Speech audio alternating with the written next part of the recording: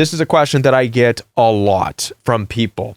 What did I do to deserve the abuse from my mother, from my father, from my siblings? Why were my other siblings treated differently? Why was I targeted out? What did I do? Well, honestly, you did nothing. You were a child, first of all. What could you possibly have done to deserve abuse from your mother or your father? What could you have done to deserve to be picked on by them, bullied by them, berated, demeaned, devalued, all the horrible things that you experienced growing up? What could you possibly have done? The reality is that nobody deserves any of that. People don't receive these things in life out of deserving it. It has nothing to do with you. What you have to face is the reality of the demeaning, devaluing, hurtful, malevolent, murderous, slanderous, gossiping nature of your own mother, of your own father, or of your siblings. But this has to stem out into an understanding of people in general. This goes back to the ancient understanding of Cain and Abel, two brothers. Both of them were blood related, yet Cain was a murderer. Why? Why did Cain murder his brother Abel? Did Abel deserve it? No. Abel did nothing. He strived to work. He was obedient. Because that is what was in Abel's heart, to strive, to work, to be obedient. Yet Cain killed him. Why? Because that's what was in Cain, a heart of murder, of evil. We see, according to the ancient literature, that God had a conversation with Cain, saying, Cain, what's going on inside of you? Why are you thinking about these things? What is going on? Don't you know sin is crouching at your door? Another thing we could take away from this story is that not even God can talk the murderous heart out of being a murderous heart. This is an important message, because you and I think that we can somehow talk our parents into being nicer. You think that you had the power to talk your father into being a nicer father, to talk your mother into stop slandering and stop gossiping. You think you had the power to tell your mom, stop getting together with my friends and making fun of me. You don't.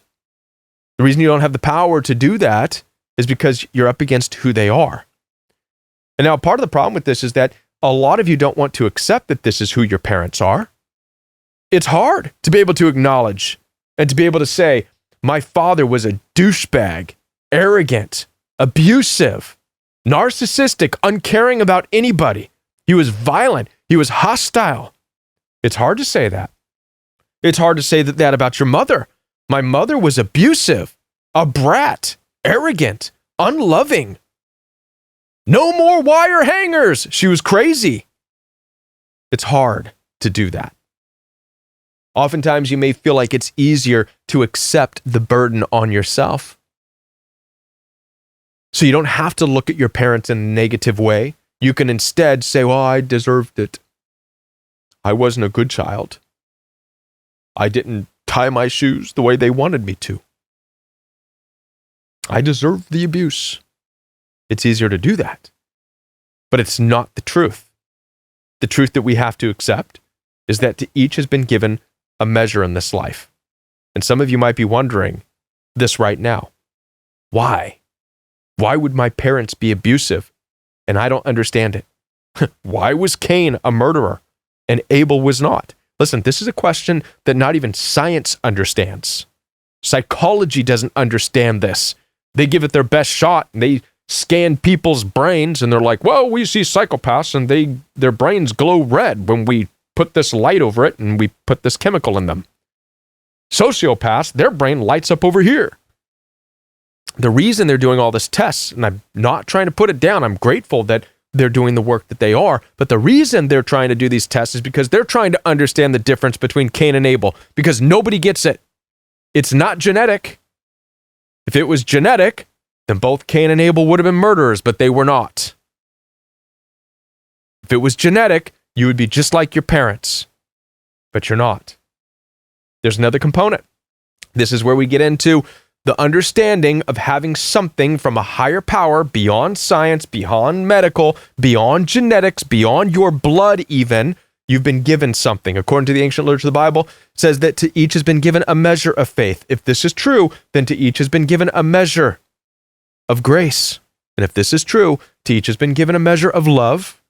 And if this is true, to each has been given a measure of violence and hostility. But what we're discovering is that in this world, some people have been given 2 scoops of violence and hostility, some 3, some 4. Also, some have been given 2 scoops of love, some 3, some 4. By the way, obviously, the abuse you didn't deserve. But likewise, the love that you receive is not because you deserve it. Ooh. Well, I'm going to shift your mind right now. Here, you ready for some transformation? I want you to think of the most loving people in your life, people who would do anything for you, people who would give you the shirt off their back, people who have been there for you for all of your life. Are they there for you because you deserve it? Because you're so fantastic? I deserve all that love. It's all because of me. Wrong.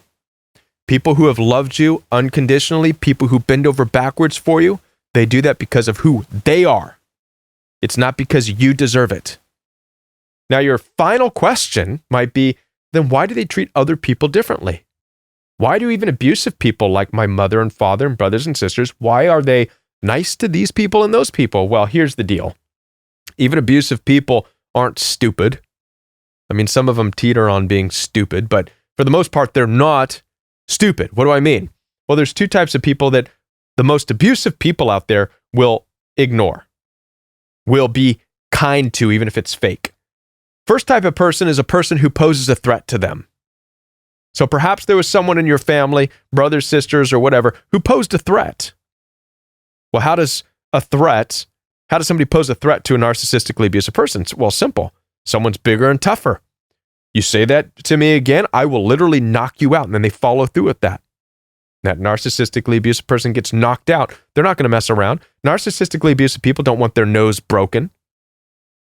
They don't want their face cracked. Okay? So there's a physical threat there, but there's also another type of threat. Maybe somebody will threaten to call the cops. Come around me like that, I'll call the cops on you. You want to harass me? I will take out my phone and I will record you. This becomes a threat. And by the way, I've had clients who I have helped through narcissistically abusive relationships, and they have sent me videos via text of their abusive person they were dealing with, parent or lover, yelling in the background. And the moment they walked around the background and saw the camera that it was recording, they stop. They tilt their head to the side, and it's almost like a transformation. You can almost see their eyes shift, the reptilian eyes whoop, disappear. For those of you who believe in reptilian people, you can see the eyes gloss over, they transform, they stop, they tilt their head to the side. What's going on? Are you okay, honey? Oh. They stop their abusive yelling right then and there. Why? Because the recording posed a threat. Most narcissistically abusive people don't want to get in trouble. So they will stop being abusive to people who pose a threat either through hostility or getting them in trouble. That's one type of person that will leave them alone, a threatening person. That's one type of person an abusive person will leave alone, right? A threatening person. The other type is a person who doesn't care about their abuse, will laugh it off, or will straight up leave. This is something that I witnessed when I was dealing with the abusive people. It was a family dynamic. The abusive natured person was abusive to everybody. I wasn't the only one being cussed at, called names, and bullied. Everybody was. The difference was, as I look back in hindsight, is some of the people were laughing at him. You're funny. Or they would just leave. All right, peace out, have a good day. And they left. Abusive people leave those alone too. Why? Because they can't get to them. They get nothing out of it. So now we come down to you. Why did you receive more abuse than the others? Well, number one, you did not pose a threat, meaning you wouldn't call the cops. You wouldn't knock them out. And number two, you didn't leave. You didn't laugh off their abusive nature or leave. What you did do was stand there and say, please stop, please, you're hurting me, which to a narcissistically abusive person is like candy. Abusive people, not only have they been given a measure of abuse and ugliness and evil in this world, but part of that curse, if you will, is to roam around this earth looking for power. And when they come across somebody who's like that, please, why are you? They're like, ooh, I found this place where I can feel powerful now. This is why they targeted you. This is why they chose you. Because out of everybody else, you were neither threatening, nor were you leaving. You stayed there. And if you're still staying there in the middle, you're still going to experience the abuse. Not because you deserve it, but because it's who they are, and you're staying there. So, the end of this message looks like this. You're up against abusive people. Your mother, your father, your brother, your sister. They have evil in their hearts. It was given to them as a gift, if you will, by the Almighty. Science can't explain it. Genetics can't explain it. DNA can't explain it. Unless you believe in lizard people, then perhaps it has something to do with that. But it is what it is, in that they are abusive. You can't change it. God could not talk Cain out of being evil. You cannot talk your family out of being evil. What you have to take responsibility for is yourself and where you stand in it. Are you going to just stand there and take it? Are you going to cry and complain and say, please be better to me? Or are you going to become a threat to him so that it stops? A threat meaning I will hurt you, or I will have you arrested, or I will record you and put it on YouTube. Or will you leave? Will you laugh off their abuse and say, thank God I'm not like you, and leave?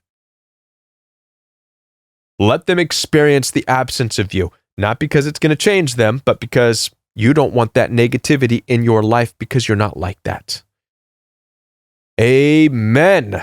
Brothers and sisters, thank you for watching this video. I am here to support you. Down in the description box, you'll find access for appointments with me. One-on-one appointments are available, FaceTime video calls, WhatsApp, Zoom. Also, my coaching program, which is only $49 for the entire month. You cannot afford to miss out on this. If you're trying to get healed and get out of an abusive relationship, get down there and get registered. I'm here for you. Until I'm back, watch this video right here.